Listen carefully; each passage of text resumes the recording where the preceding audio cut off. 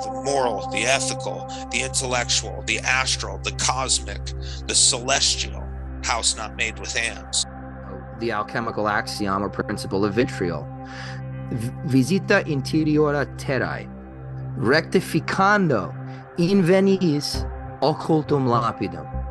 Visit the interior of the earth, and rectifying therein, you will find the hidden stone. You know, if you don't transmute yourself first, you will transmute nothing. The axiom of fixing the volatile and volatilizing the fixed. Being able to weave hermetic principles into our social fabric. Filling in the fractal spaces till we get to the most rarefied abstract plane of the celestial realm. You know, that's alchemy, that's understanding nature. Question everything. Symbols are far beyond words, right? Symbols are the touch point where the mind enters into the sublime, incomprehensible, translinguistic depths of a direct connection with the ultimate that I would refer to as the divine. There is truth in the Western esoteric traditions. It has been contributed to and refined and evolved over the course of millennia by what we can conceive universally to be the greatest minds to ever exist. Hello, and welcome to another episode of the Philosophical Minds Podcast, an exploration of all things philosophical, alchemical, and esoteric. From the psycho-spiritual to the material-chemical nature of the all, join me and my guests as we inquire into the liminality of mind and matter, and tend to the fertile soils of awareness and perception, while facilitating an expanded consciousness from the individual to the collective. Thank you all, and let's get into it.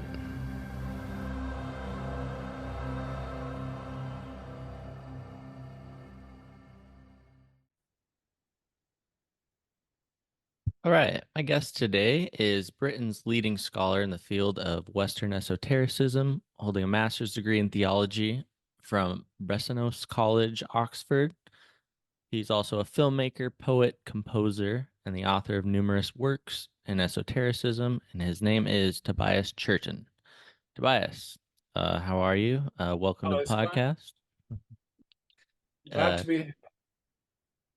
There you go. Thank you. Is there anything additional that you would like to add about yourself or your background before we jump into it? Brasenose College, not is the way to pronounce the place.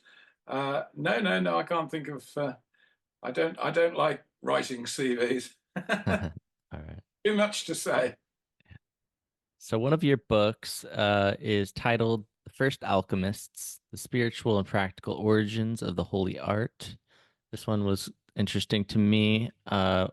Maybe to get into it a little bit with you, maybe we could start off by, if I could ask you a little bit about the figure Zosimos of Panopolis and the general worldview and sort of spirituality of Zosimos. Yeah, that's quite a big question. It takes up three large chapters of the book, so I can only give you a little sketch at this point. Zosimos of Panopolis was, as far as we can tell, an Egyptian practitioner of chemia, as they called it then in Greek, chemia. The word alchemy comes considerably later, late 7th, 8th century. It's an Arabic word, so it belongs to a different era. But chemia, which is the root of our chemistry, was practiced in Panopolis, which is in Upper Egypt, in the region called the Thebaid, and very critically that it was around there that this was being practiced. There was a major textile manufactory going on in Akhmim, as it's now called, or Panopolis, as it was then called. And it appears that Zosimos was involved with that industry. It had been thought previously by some scholars that Zosimus was a temple priest. And though he knew a lot about what went on in temples and had a lot to do with them, he in fact shows in his works he was very critical of the old religious practices that went on in the temples. And he said that they'd basically hidden the secrets of Kimaya in their temples and had misused those secrets. So he's a multidimensional character. He not only is one of the earliest exponents of Hermetic philosophy, devoted to the works of Hermes Trismegistus, but he's also his writings are the most copious early writings on the subject of alchemy, both as a philosophical discipline and as a practice. Right. There was an interview that I listened to of yours, and there's some interesting things that really jumped out at me in regards to his awareness of like things like the fallen angels and this understanding of how the arts came transmitted down to humanity that I think are sort of paralleled in the books of Enoch. I was wondering if you could speak to that a little bit. Yeah.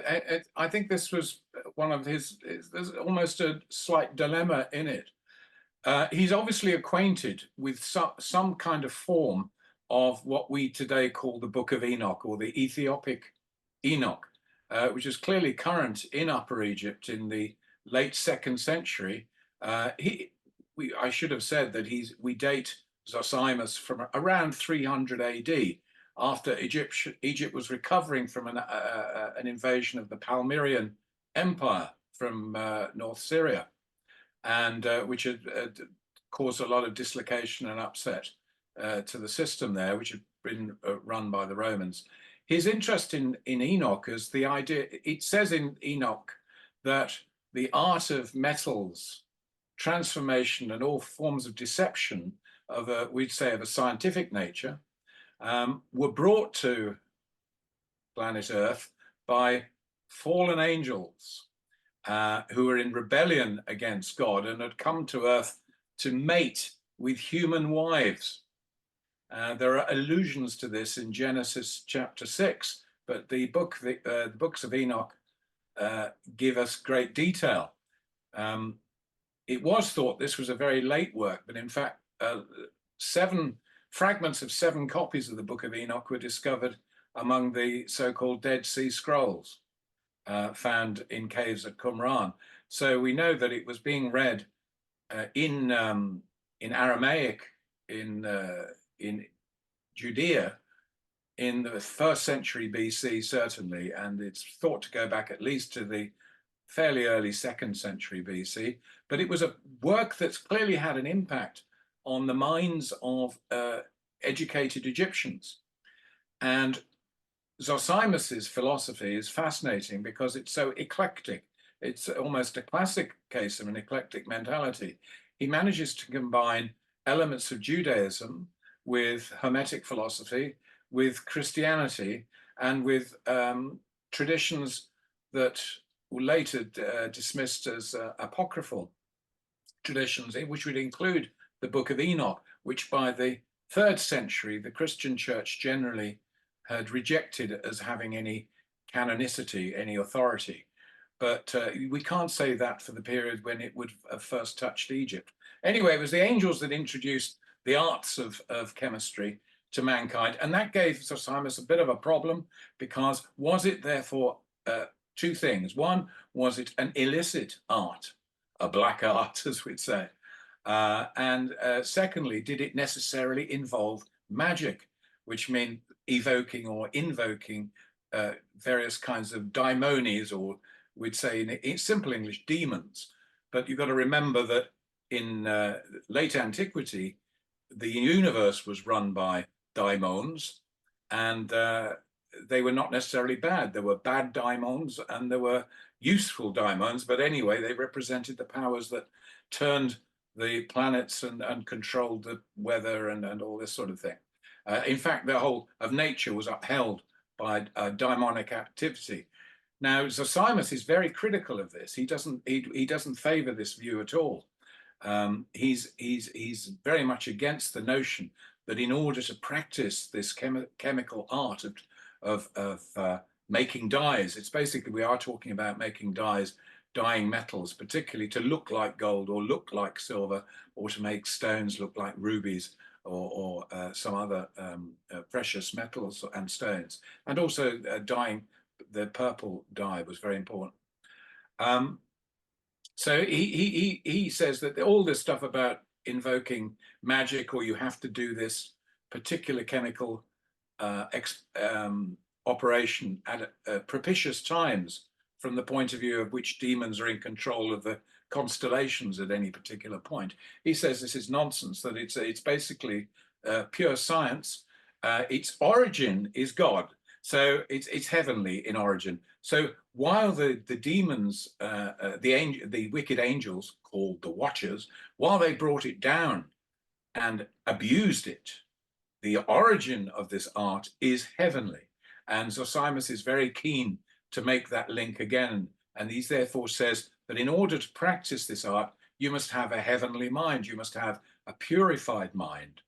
And the writings attributed to Hermes Trismegistus give you an idea of how to acquire such a mind, because we have the ascent dialogues in the Hermetic tradition, where the soul ascends beyond the Ogdoad, the eighth sphere, beyond the planetary spheres, and then beyond the constellations, into the world of the divine, and at which point the mind is utterly purified. If it's got that far, it has to be, because as you rise through the planetary spheres, you are divested of sins and everything which is related to destiny and control. So for him, alchemy then becomes a kind of pious practice that should be conducted in, funnily enough, if we put it into modern terms, you'd say in a scientific way, in the same way that people in laboratories wear white coats and operate in sterile environments. He's saying that chemistry should be pursued in this stripped of illusory states of mind. And so he, in my view, he's one of the first writers who's advocating a kind of experimental scientific method.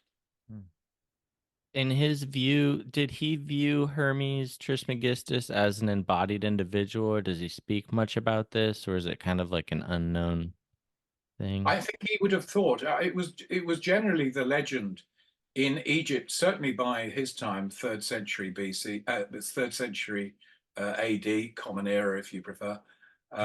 It was certainly the view in there that Hermes Thoth was originally a king or a serious figure in early Egyptian history who had attained divinity. I mean, that was the normal view. If somebody was outstanding in the ancient world, their name lived in the heavens, which is how you have people. The great spirits became aspects of the constellations, where they looked down or directed human affairs. So he was both a human being and a kind of cosmic reality. So this is sort of a side question, but earlier you mentioned the region of Thebe. Did you say Thebius or Thebe? The Thebaid. Thebaid. It means the area around Thebes. Okay, I've heard of the Theban Bible. Is this related in any way to that region? A Theban Bible? Yeah. Never heard of it. Never heard of it. So with Zosimus, he had this relationship with this individual, Theosebia. Is that how you pronounce that? Theosebia, yeah. Could you speak about Theosebia, and then what kind of your relationship? A lot of the juiciest parts of the corpus of Zosimus's writings come in letters that he's writing to a lady who he sometimes takes a little bit of the mick out of, as we'd say.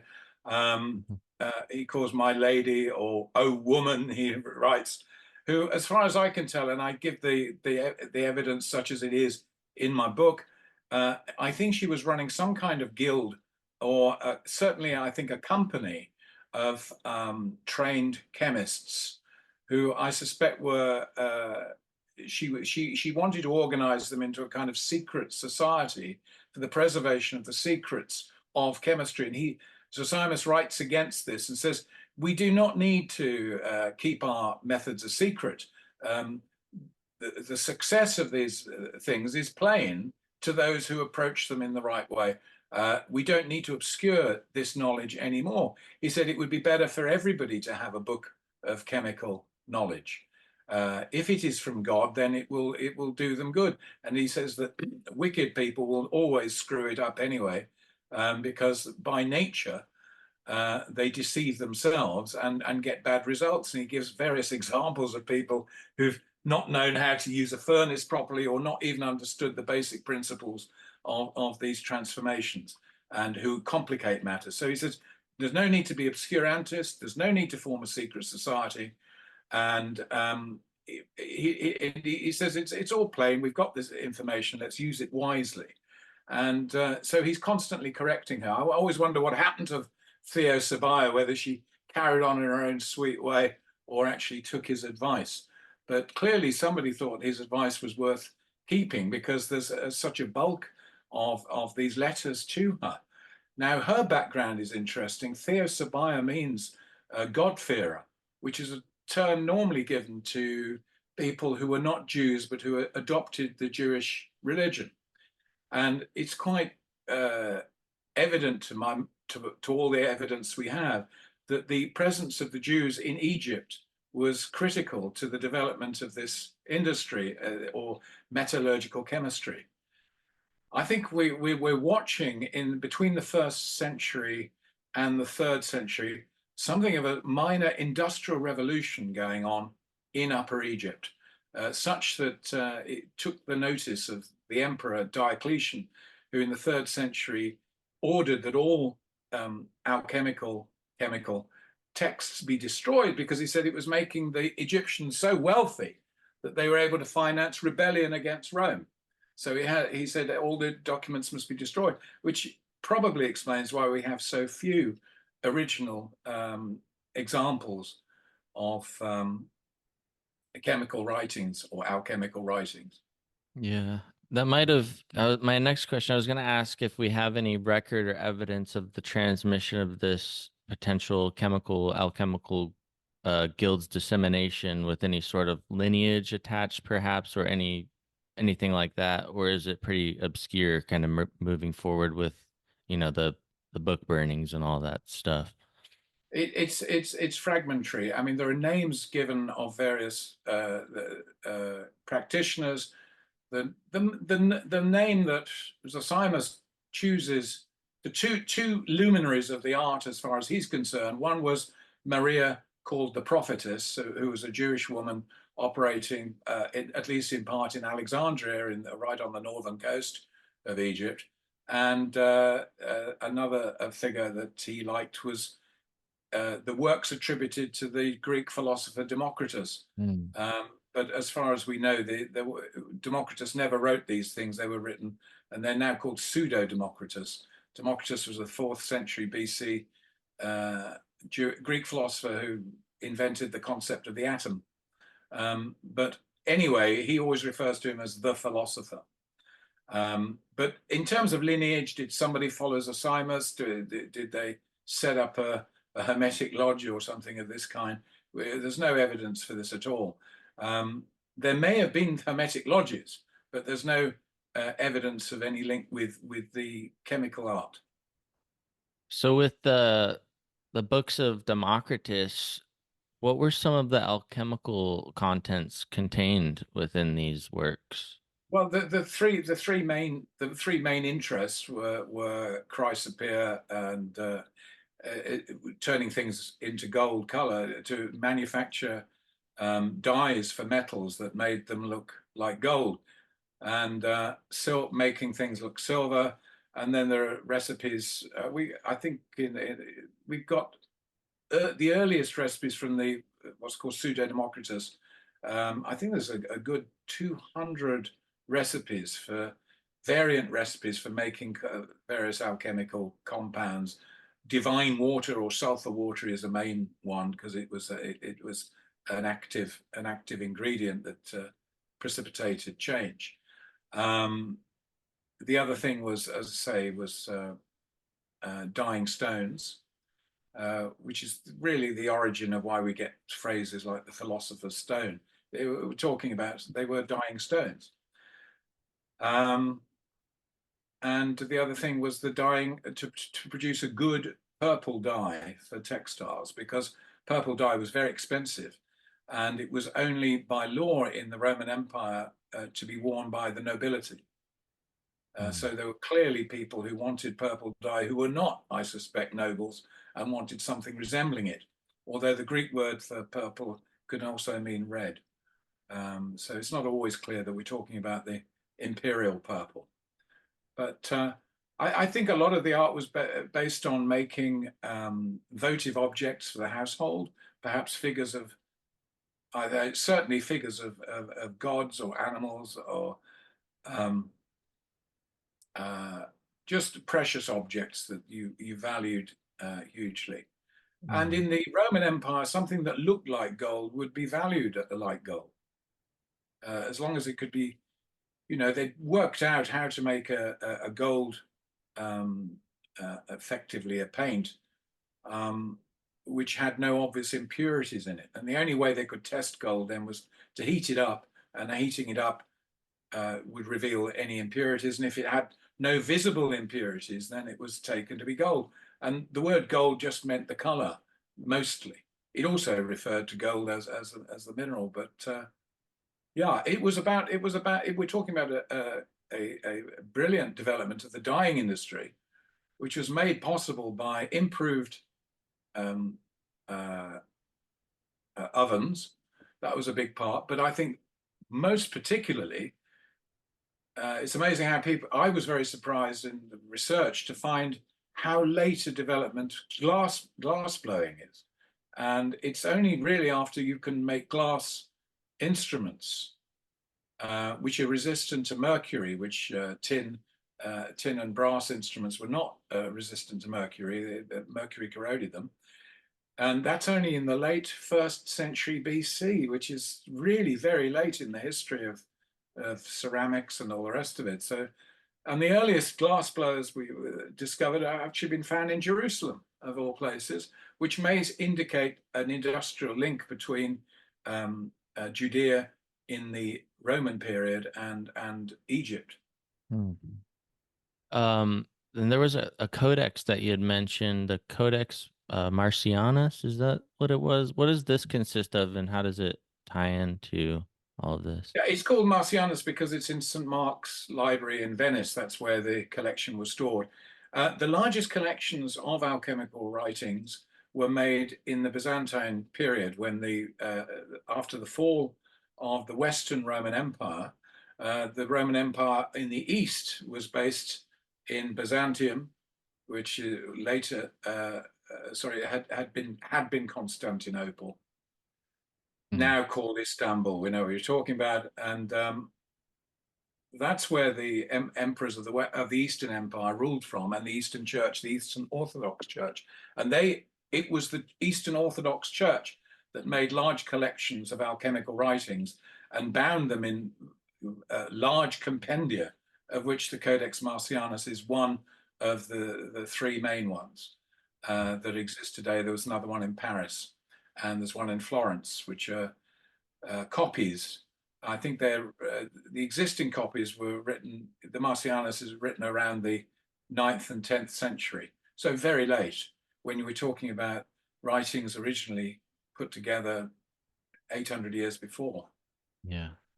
So after, kind of doing this deep dive on alchemical sources and the history and all of this, is it pretty much your contention that the earliest sources we have in regards to alchemy is primarily revolving around chemistry more so than spiritual alchemical practices, and maybe the spiritual ones were more of a later development and the word kind of took on this new meaning? Or how would you describe? Yeah, I think you've got what you've got in the history of chemistry, and I think it should be seen as part of the history of chemistry, not a separate history. It crosses over into the esoteric and into the religious and the spiritual, because it was an art, and to some extent a science, developed within a mentality of magical causation, of which Zosimus is a unique opponent of. And that's what's so fascinating about him. The earliest actual texts we've got are from the 3rd century, which is the Leiden papyrus and the Stockholm papyrus.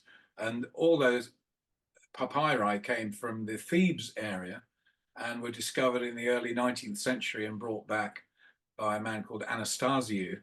And they were sold to the royal libraries of Stockholm and Leiden.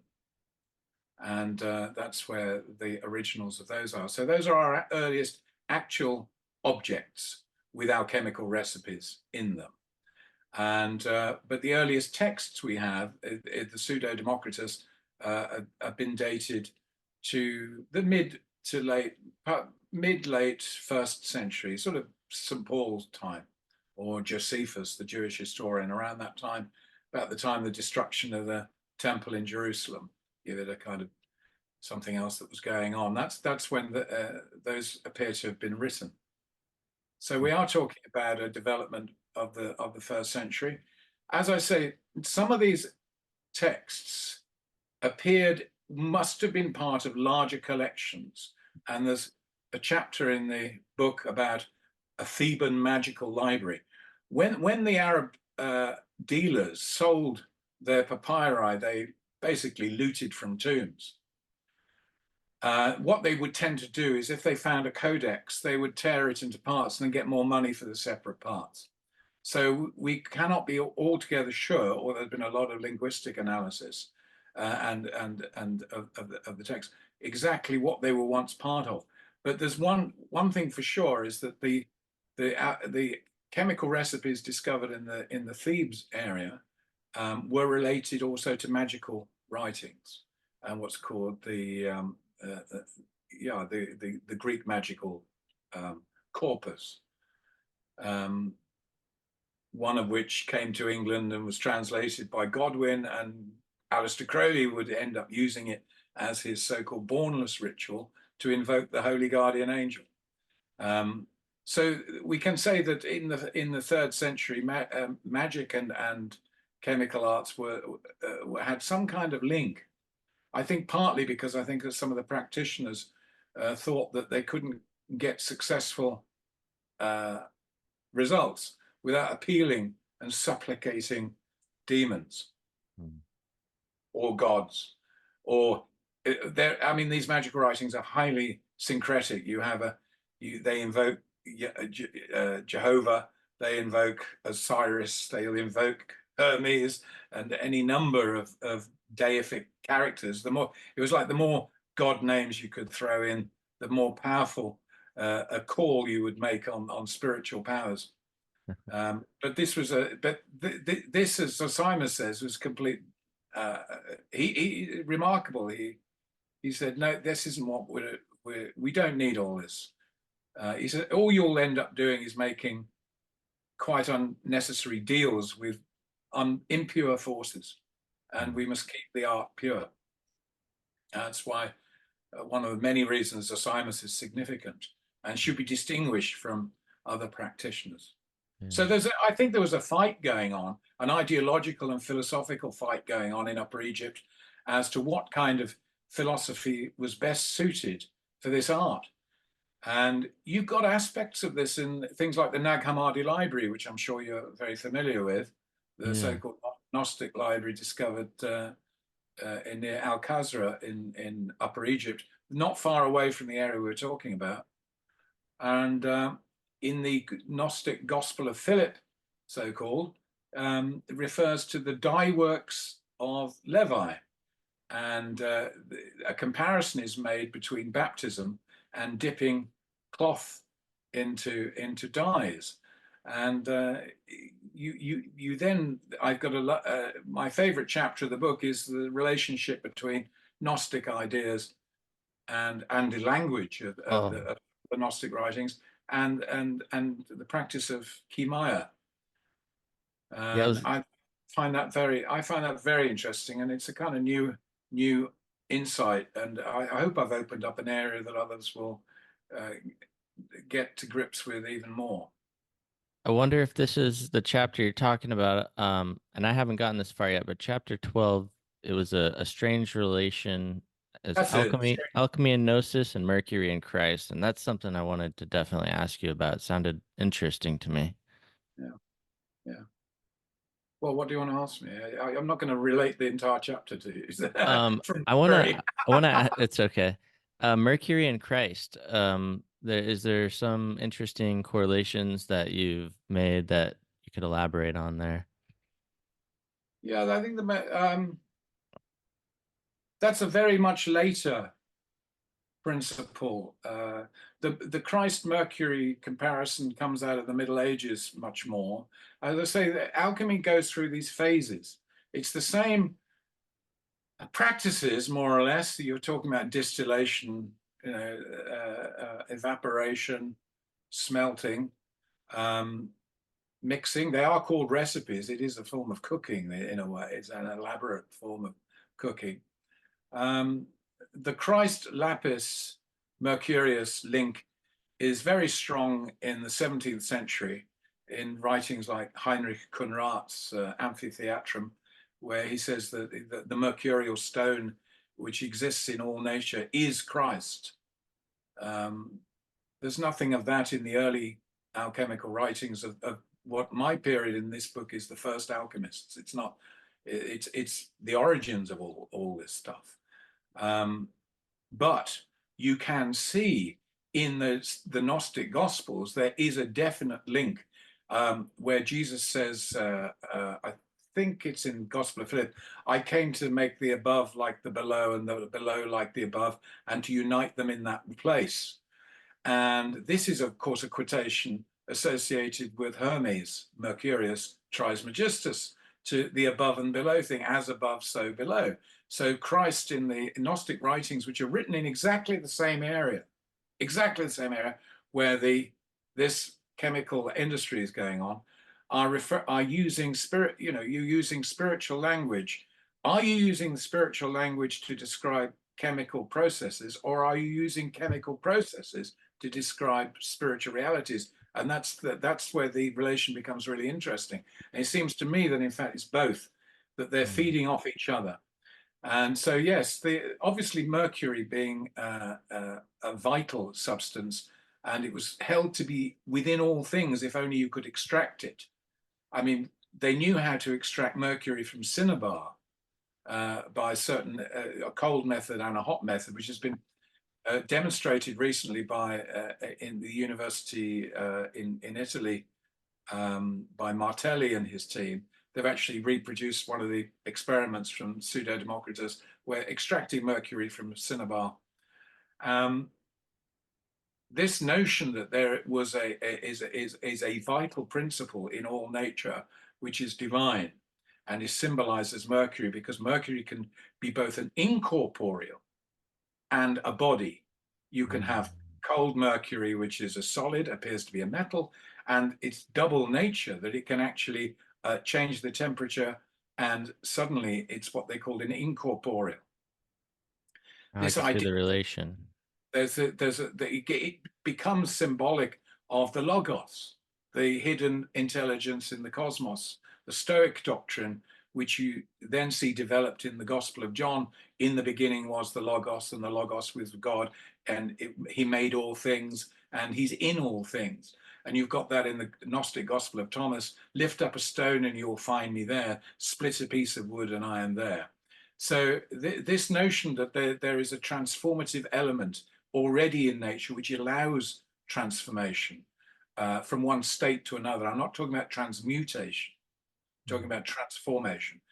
And a lot of Maria the prophetess, her writings were elaborations on distillation methods, and it obviously made a huge impact on the imagination of certain practitioners, that if you heated certain metals, there would be a vapor which was incorporeal. In other words, they would see it as in some way spiritual. From the body to the spirit, it rises under the action of heat, and then we have the distillate, which is a different substance or appears different. This idea of the change, that it's gone through this tertiary level change and manifests as something better. In some cases, in the production of gold, was seen as, well, this must be the spiritual mechanics of the universe we're getting close to here. So you can see how your dominant spiritual ideas and your chemical activity get very close. And you can see then why Zosimus is regarding the chemical art as an act of piety. You are being introduced, you are actually practicing in a microcosmic level the whole process of spiritual transformation in the universe. So whether that made some of these practitioners terribly conceited and start to imagine that they'd actually transmuted as opposed to transformed substance, this may be speculated. The main speculation on that was the notion that they could turn lower metals into high metals may have been a perversion, deliberate as deception on the dyeing process. It's a bit like a counterfeiter who decides that he's not only counterfeited a dollar, he's actually made one. Earlier you mentioned the Nag Hammadi, and I remember seeing something in your book. There's a couple of references. One was to the prayer of Thanksgiving, and then the other was the discourse on the 8th and the 9th. What were those in reference to? Well, they appear to be have been part of the practices of what what's the name?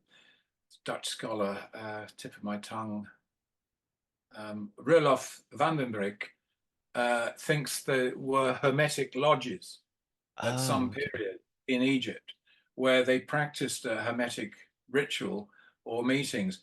Interestingly, Philo of Alexandria, who was a contemporary of Jesus in terms of time lived, Philo talks about the therapeutai, the therapeutes who lived in Egypt who would meet under certain circumstances and sing hymns and listen to holy discourses. That's quite similar to this notion of a Hermetic lodge.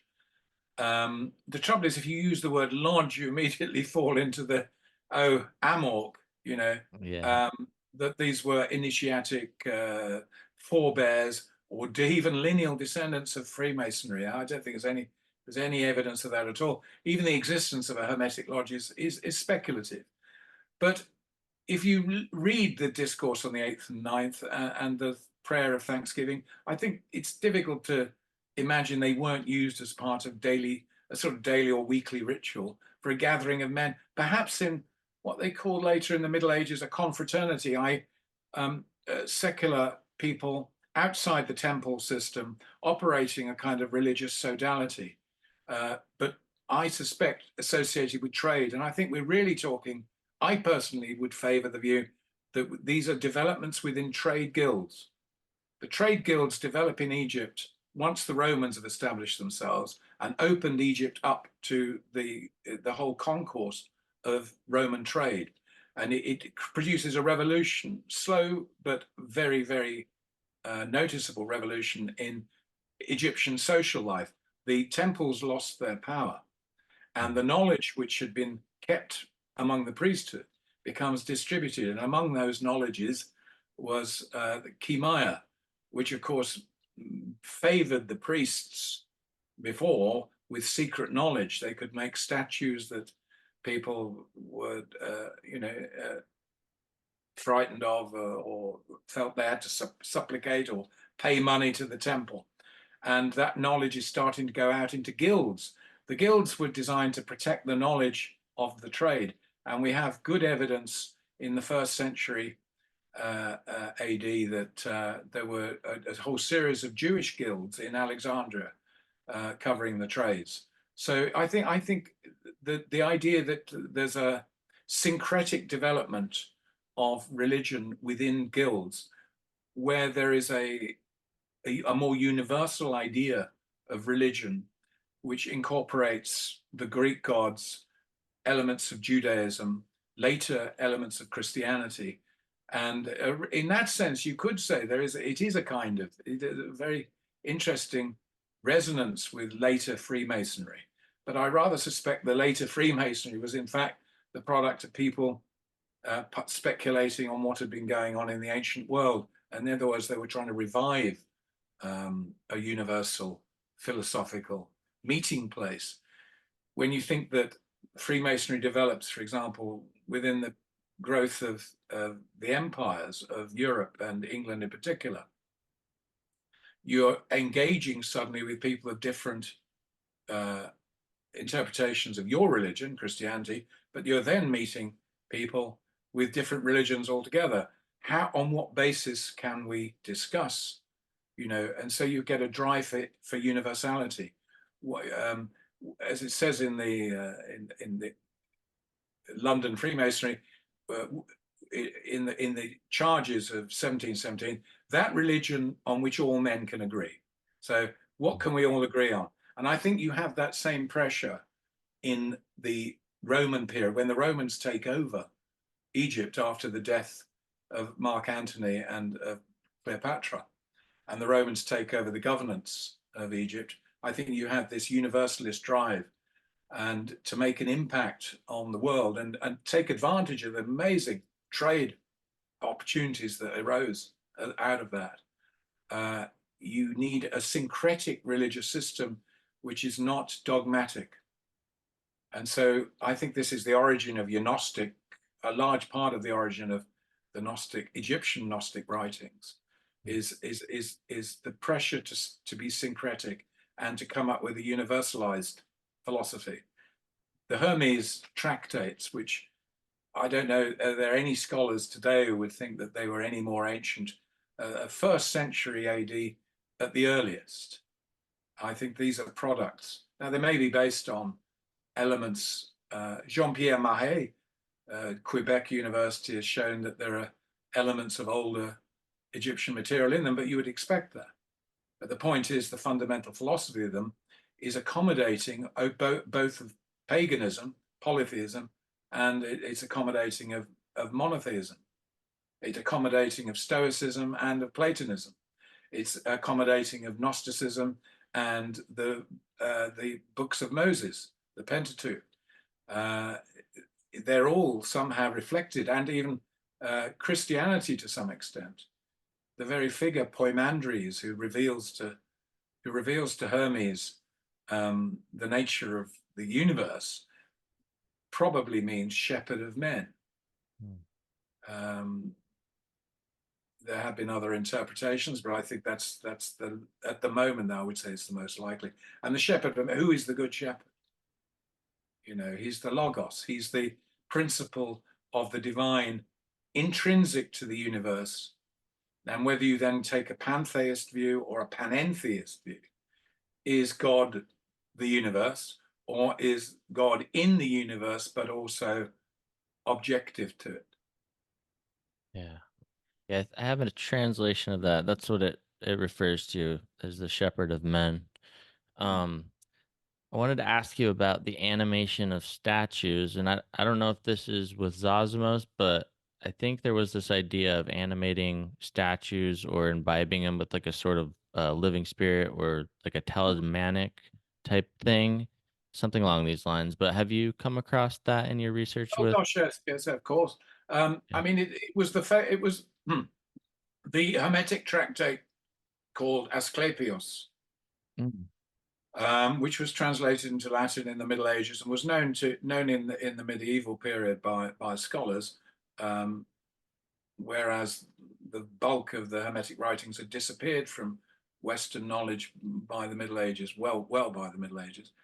Asclepios tells of the wondrous art by which the temple priests had been able to attract gods, daimons, good spirits, they said, into the stone. Oh, and this And is what you were saying Zosmos was kind of opposed to, right?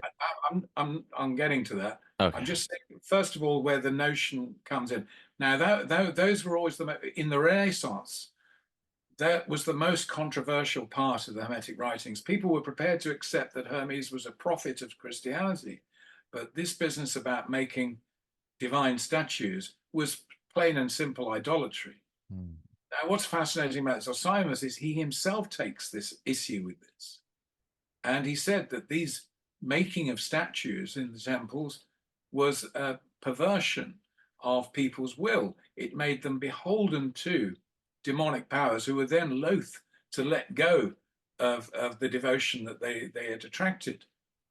And he said, but we know that in order to make these statues, it's an art. It's not magic. It's not a spiritual power. People are being deceived. But he also is prepared to say he's being deceived by the demons. So this is again where he's drawing on the myth of the Watchers who've come down to earth and laid this secret knowledge from heaven on men. And some people, he says, are abusing it. So Simus sees the old priesthood as being, party to, or in the gang of these demons. And he said, he wants to purify the art of the demonic presence. But the Hermetic writing, and he likes Hermes, he quotes Hermes with pleasure and admiration. It's actually in the main, one of the most dominant Hermetic dialogues, Asclepius, that this practice of making statues is approved of as a spiritual art. And one wonders, he never refers to it, but one wonders if did he know that particular tract? I suspect he did, but he doesn't mention it. And I think anyway, he would have interpreted it differently. He'd have said, oh yes, well, of course, we know that's what they did. But he would say they did it by falsification. It was a deliberate deception.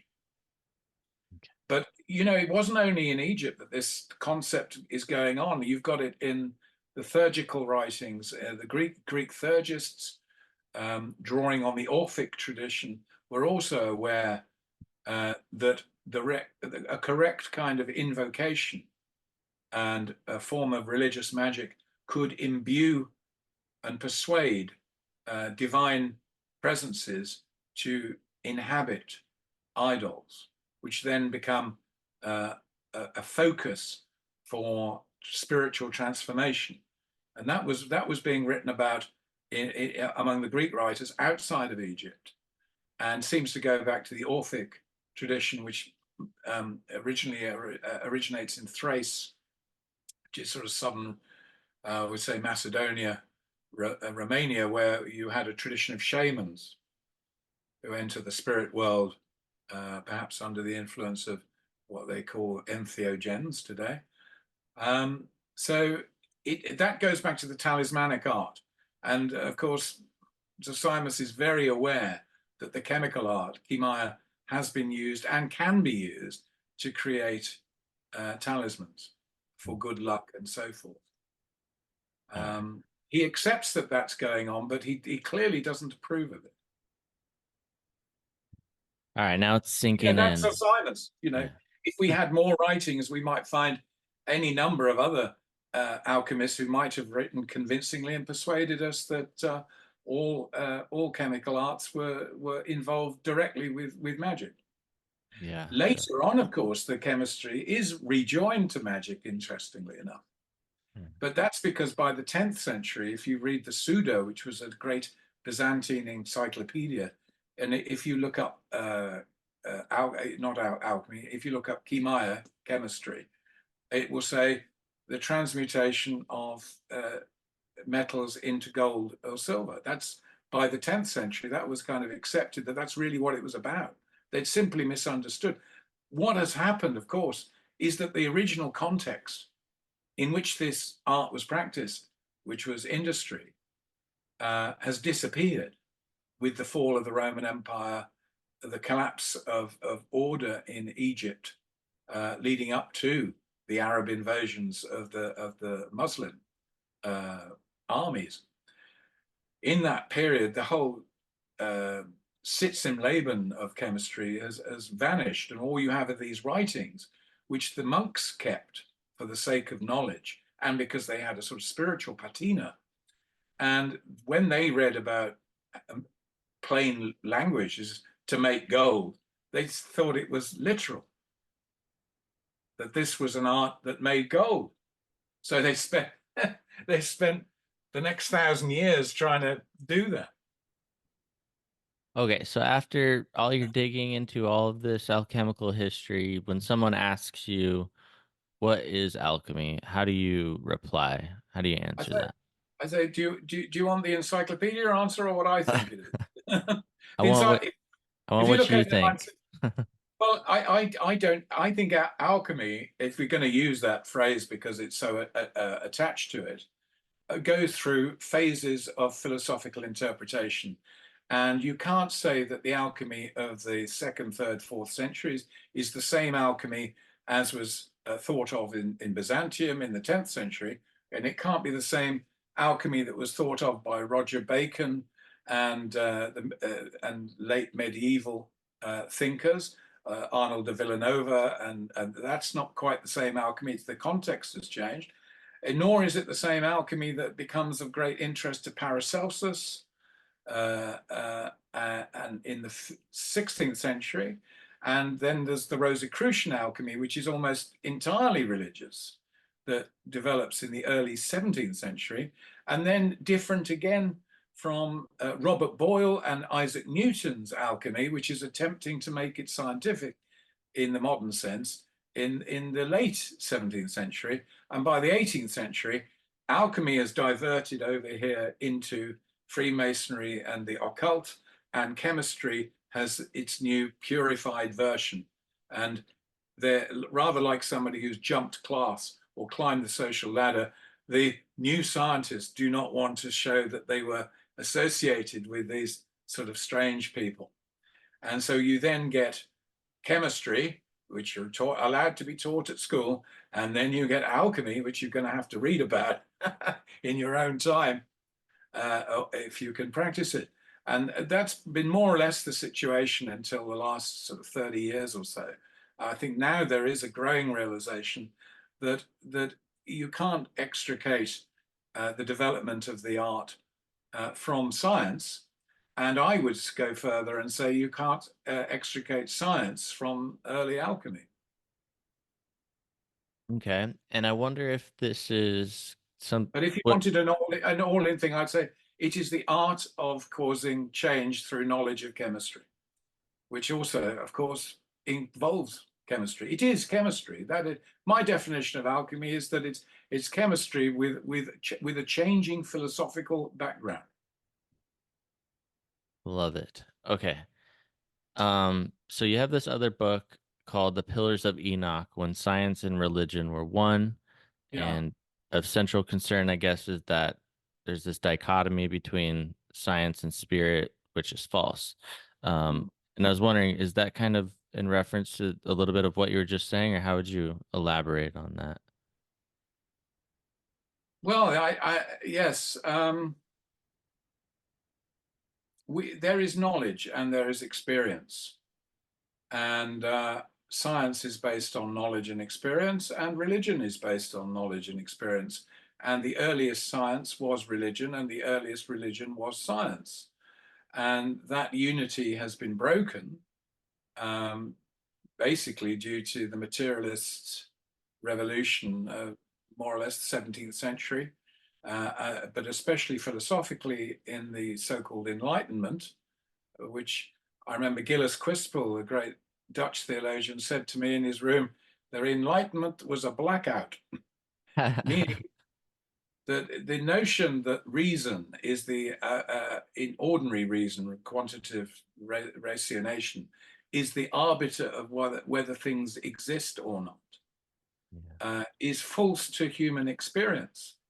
First, we have the dream before we have Saturn V rockets. You may be dreaming for centuries before you finally figure out. I mean, it took the guy who worked for the Nazis, didn't it? Werner von Braun. Werner von Braun. It took him to turn the dream of idealists into a practical means of getting to the moon. There's that lovely etching by William Blake of a man standing on Earth in a ladder going to the moon, about 1785, roughly that period. And the caption, it says, is, "I want, I want." And Blake's whole position, because Blake took issue with this domination of reason, he fought it as best he could as a poor man in London, relatively poor. That you have the desire. Where does this desire come from? What is it that gives you this desire, this want to do something? And he says an ardent desire will be realized. Now, you don't get that from an analysis of evidence. In a purely rational discourse, you can only discourse about what is known. And if all human progress had been down to what is known, nobody would discover anything new, except perhaps some trial and error and some accident. There's no doubt that the greatest discoveries are made in a flash.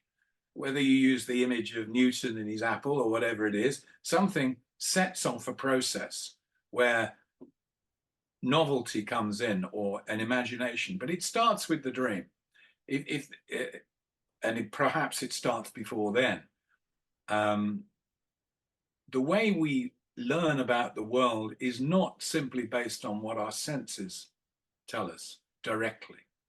Now, you then have the 18th century debate with David Hume and John Locke are all saying, we've got to, anything that's imaginary means it's basically superstitious. I'm obviously simplifying this to the nth degree, distilling it. But there is this notion that, and if you cannot demonstrate something immediately in rational and repeatable terms, it is dismissed from the realm of pure knowledge. It's merely a matter of opinion and so forth. But that's not actually the way human beings perceive. And certainly you can't tell that to the artist. But of course, we also have a distinction between art and science. Some people go into science, some people go into the arts, and the scientists will always be look a little strangely on the artist, and vice versa. Artistic temperaments tend to find pure science too cold, too arid, too unrelated to a range of human sensitivity.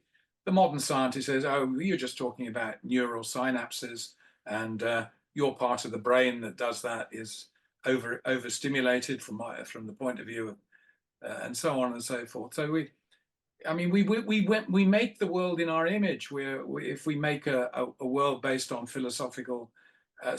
on scientific abstractions and formulae, we'll end up with a scientific kind of looking world.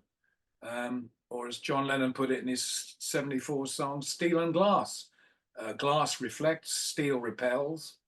This is a cold world. Walk around a modern city and there's very little for the soul. We do have a soul. We find out we've got a soul when its urgings are suppressed.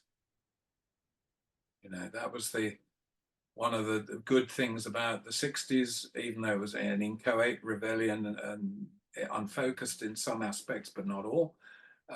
It was a rediscovery of the soul. A lot of that, of course, is fed into fundamentalist religion, I would say, rather unfortunately. To me, it's rather something of a cul-de-sac. Authoritarian dogma is no way to develop the human mind. We need to stimulate the imagination and the rational, and realize that what comes first. So yeah, the book was about how in the earliest traditions of knowledge, there is no separation between spiritual activity and material, or the creation.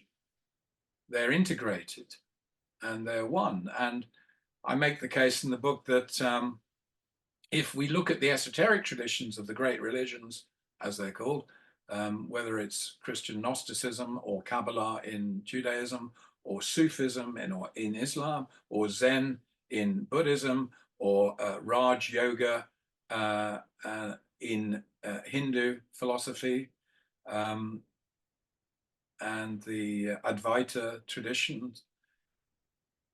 We find the same spiritual doctrine, the knowledge, spiritual knowledge, they're in all of them. And it's not a question of they're all the same. They're obviously not. They're distinct traditions, but the fundamental notions are the same.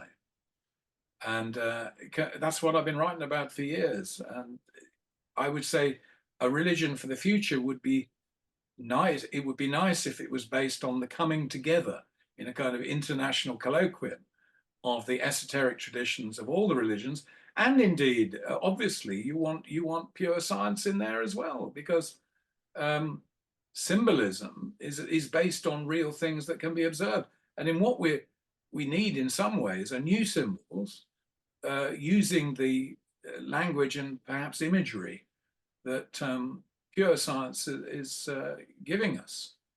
But these mentalities belong together, and what unites them is the concern for truth. If you're concerned with truth, you're concerned with truth, whether it's a spiritual truth or a mathematical truth or proof or anything else. We have to understand there are certain things that can't be measured any more than love. How much do you love somebody? Is it 68, 78, 74, 3/5? You know, anybody who loves somebody says, I love you completely.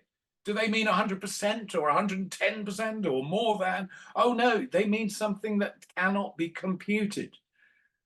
Our emotional lives are not driven by quantitative exactitude. And our spiritual lives also. God is never going to appear under a microscope. Doesn't mean he exists. Doesn't mean that what we mean by God doesn't exist. It's just not appropriate for the measuring device. Come up with a different measuring device, and perhaps you'll come up with a different insight if you start measuring something different. They say we can't find God in creation. Well,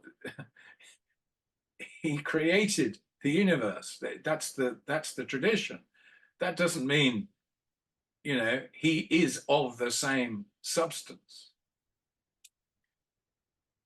We become gods anyway when we do things like the chemical art we've been describing. There is the divine power. You don't need to look for, if you want to look for the divine power, you'll find it in human creativity. You can then speculate of what the source of that creativity is. Yeah, okay, if you think it's all synaptic brain stuff, and if you take this or that chemical, you'll become temporarily more imaginative. But I don't think we'll ever get something you can drop in somebody's tea and you'll come out with Leonardo da Vinci, or Walt Whitman. You might come out with some curious stuff, but you're not going to have the wonder of an integrated, spiritually searching, an honest human being. You cannot create this.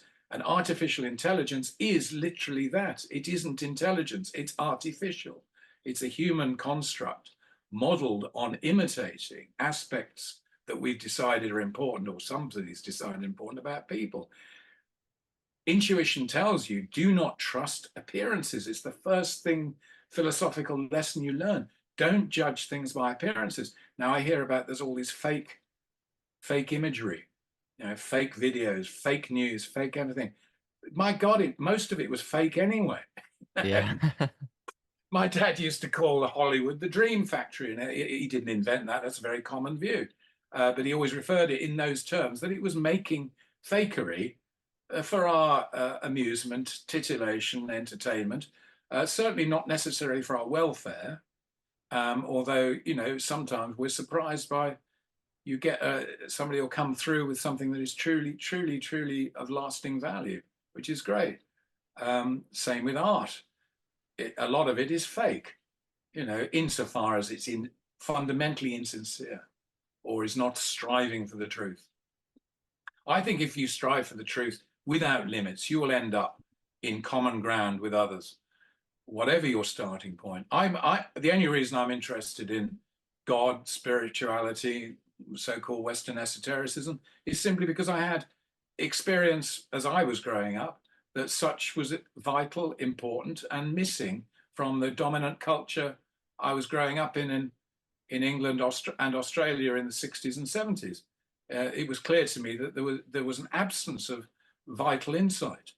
It was highly materialistic, and now the culture is currently polarized, and we have interest groups who, in my view, should jump out of their interest group and put themselves in the shoes of the people they consider their opponents. I think would be a good. What is it? Jesus said, "Don't talk about the mote in your brother's eye until you've looked at the beam in your own." I mean, I think this is so fundamental, and it's what's so missing from the discourse of today, which is continually assertive of a point of view. Absolutely. Yeah. You know, I think and it's so boring to hear people ram on the same point of view. And you say, move into another space, man. You know, yeah. my favorite fiction of today, I have to say, I'm going to say it, is this "Make America Great Again." Who said it wasn't great? Who decided if America wasn't great? America's as great as you want it to be. Or if you don't think so, then it's not as great. But you can't make it great. It's so childish. You know, it's like saying I'm going to add 2 feet to my height. I'm what I am. America is what it is, and people see it from a different point of view. And would it be great, for example, if America had a great army like Genghis Khan and took over the whole world and reduced it all to sort of servants of the United States? Would that make it great? Well, historically, it'd make it big. Do we mean make America big? Well, how big do you want it to be? Have you got to invade Canada and Ecuador and San Salvador and Peru? And would it be great then? What do we mean by great? Surely the greatness of a country is its adherence to what is great in it. And then you've got to decide what is great. What is, by great, I take the old meaning is something that's transcendently wonderful. You know, it's not enough to say it's great because you built a new railway or a nice bridge or a dam or something like this. It is in fact a spiritual quality, and I see plenty of evidence of great spiritual nobility in the United States. You'll never see that democratically. The majority are always wrong, you know, one way or another. You don't. If you want to know the truth of something, you don't ask for how many people agree on that point. You know, it's not enough to say I've got 30 people here who agree with me. It makes me right.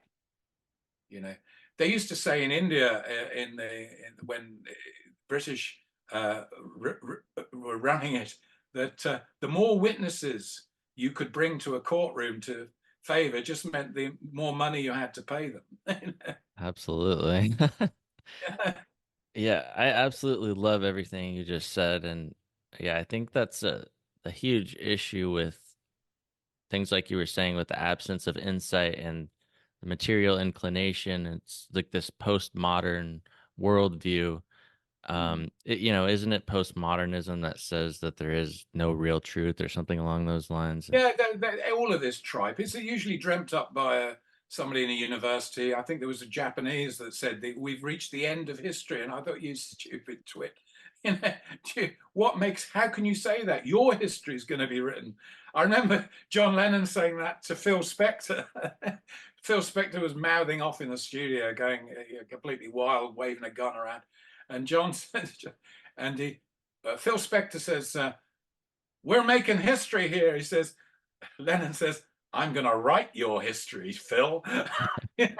Somebody's going to write the history of the guy who said there's no history, and that'll be history. So the history has no, nor are we in postmodern. The word modern, anyway, it has no real meaning. It simply means, which is modish, it means fashion.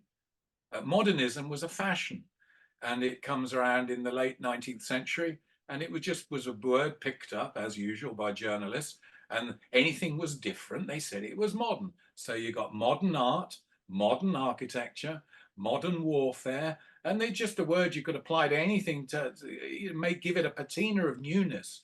And that patina of newness, it makes it more sellable or more powerful as an image. But it doesn't mean anything more than that. It is a symptom of change. There's no modern world. There's no postmodern world. These were just concepts of limited journalistic value. With the world is the same bleeding world that Zosimus was inhabiting 1700 years ago. It's the same world. There have been changes in it. Does that make it a different world? No. If you were in outer space, you'd still see the beautiful milky blue balloon that the Apollo 8 photographed on Christmas Eve 1968. It'd still be the same. From a cosmic point of view, nothing's changed, man. Nothing's greater or lesser than it was. We moved the counters around. In that sense, chemical art tells us quite a lot about the universe today. It's just moving it around, changing shape, changing color. I always used to say the greatest development of the 20th century was central heating. Because if you were brought up in the 60s as I was, where you woke up and there was ice on the inside of the window and you had to cover yourself up with umpteen blankets at night and you were still cold and you breathed and your breath was creating frost in the air, when they developed central heating, it was, to me, a miracle. I could actually sit in a room and read. I didn't have to go and huddle by the fire downstairs. Now, that was, for me, the greatest invention of the 20th century. After that, you take your pick, Batman and Robin or something. I don't know. It all depends on your point of view. Well, there is a lot more that I'd love to get into with you. You have so much work, but perhaps maybe if you're interested, maybe we could do another at some point. Talk about Gurdjieff, occult Paris, things along these lines. Two books to come. I've just finished my 28th commissioned work, and next year we get the complete works of Enoch.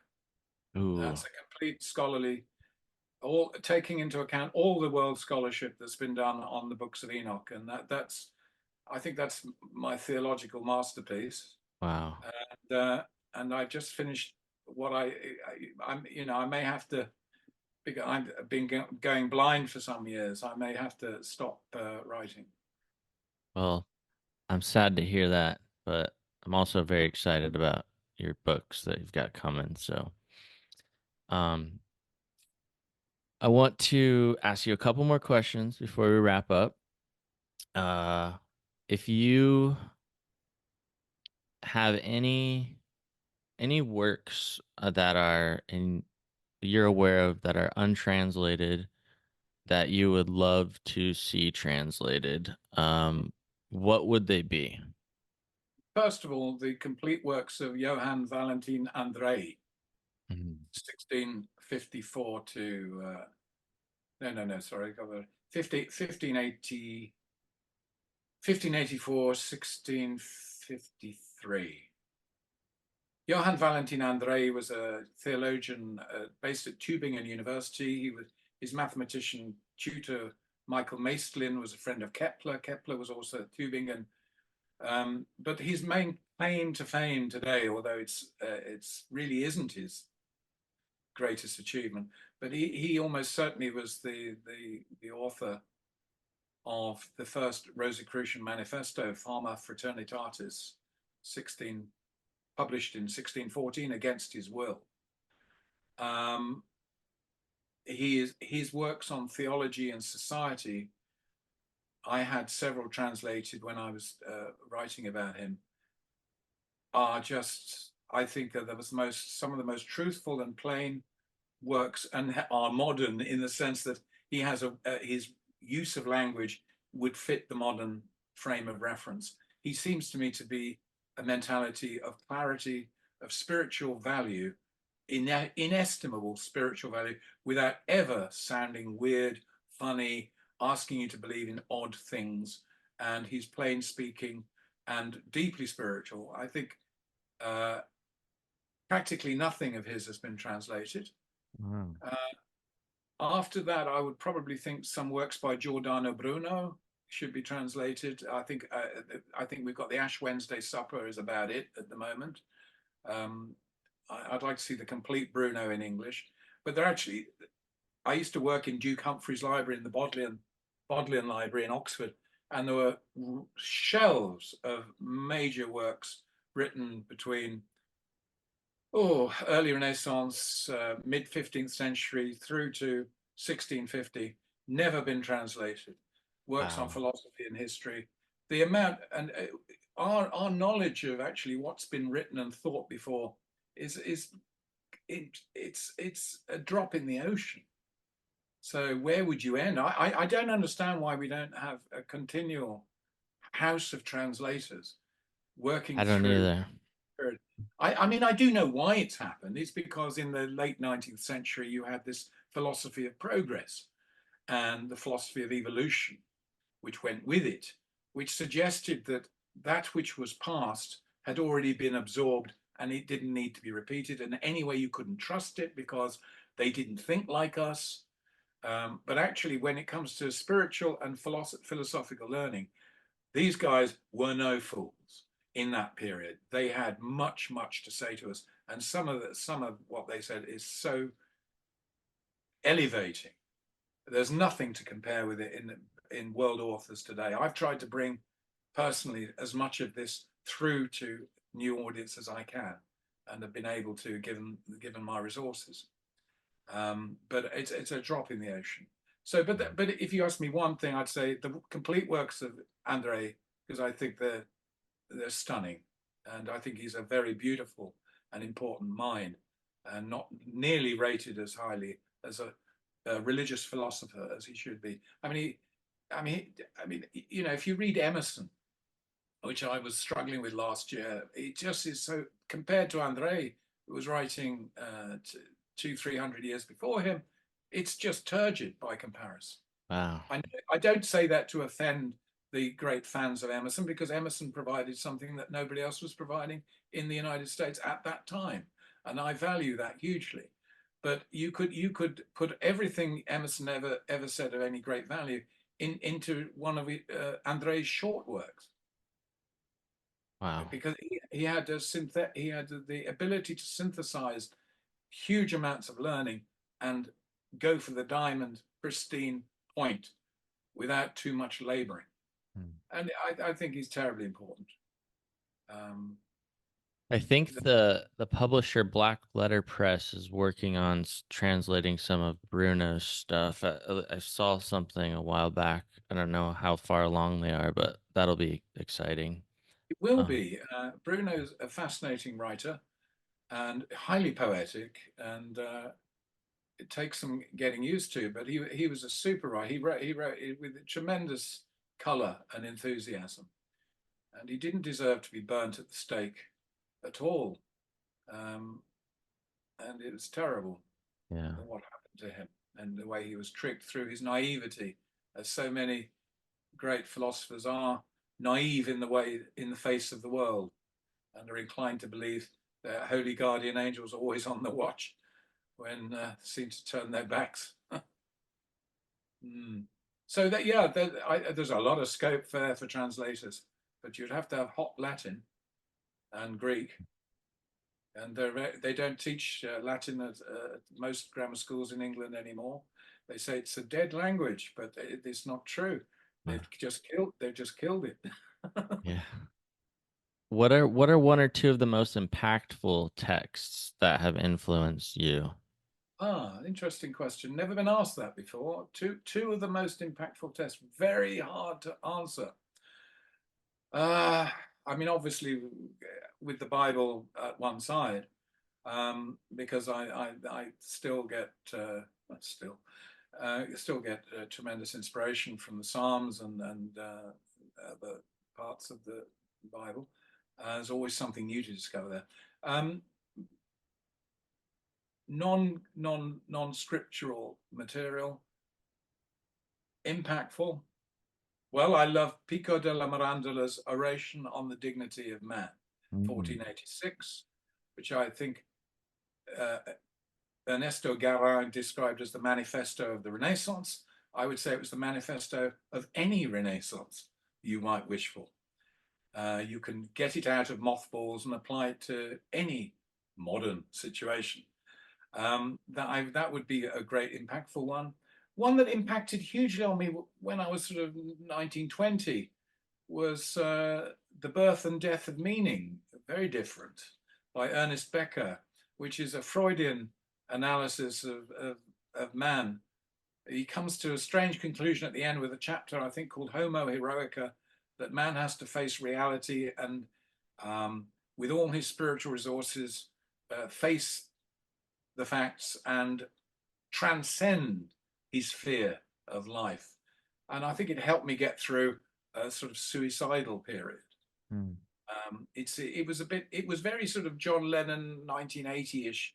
You know, Lennon was going through a kind of spiritual revival in himself just before he was assassinated, murdered, if you prefer. Either way, very ugly and horrible end to a great man. Birth and Death of Meaning is one of those books that makes another life seem possible beyond despair. I think anyone living on a diet of the news, wherever you get your news from today, would be totally understandable if they wanted to leave this world altogether as quickly as possible. The image of the world we get through the electronic media is woeful. It's apocalyptic. It appeals to, it's simplistic, and it's dark. There's no doubt of that. Illumination is hard to find. Another work, big impact on me, I would say, would be, I love Richard Burton's diaries. I know. I just say that because I think books that I've truly enjoyed and gone back to. And I read his diaries, which is a very thick book. Richard Burton, the actor, I'm talking about, not Sir Richard Burton, the explorer, who I also like. That's what I was wondering if that's who you were talking about. But okay, the actor. Yeah, I loved his diaries. They're very humane and wise and very funny. And I liked also I loved The Confessions of Aleister Crowley when I read that first when I was 18. That's going back a bit, but that was a big impact on me at that age. It doesn't have the same impact at all now, but I still think he was one of the best prose writers of English in the 20th century, as was Dean Inge, another great favorite author of mine, Dean of St. Paul's. Anything by Dean Inge is always interesting, a brilliant philosopher. He wrote the classic work on Plotinus, the Neoplatonic philosopher, and much writing on the application of spiritual values to modern problems. And he was a superb writer of that. He wrote over 30 books. He said he was not only a pillar of the church, but 2 columns in the Evening Standard as well. And that was a famous British newspaper. And I like that ability to touch the more profound kinds of writing and the popular writing as well. I think one should have a foot in both camps if one can. Okay, so that gives you a range. Yeah. One more. Is that records that you've got on that shelf behind you? At the top, yes. That's about 300 vinyl LPs from the early 60s or late 50s, I think, right through to when they stopped doing them in the normal fashion. My daughter, of course, has lots of the new pressings, which are terribly expensive. She gets quite amazed when she sees my Beatles original vinyl and all that sort of thing. And, so do you have a go-to? Do you have a couple favorites that you put on every now and then, or favorite music? Yeah. Well, my 3 favorite sources of music are, and this is in no great order. My 3 favorites are Claude Debussy, I adore, and John Barry, the film composer, who I absolutely love. I think I've got 50 of his. Wow.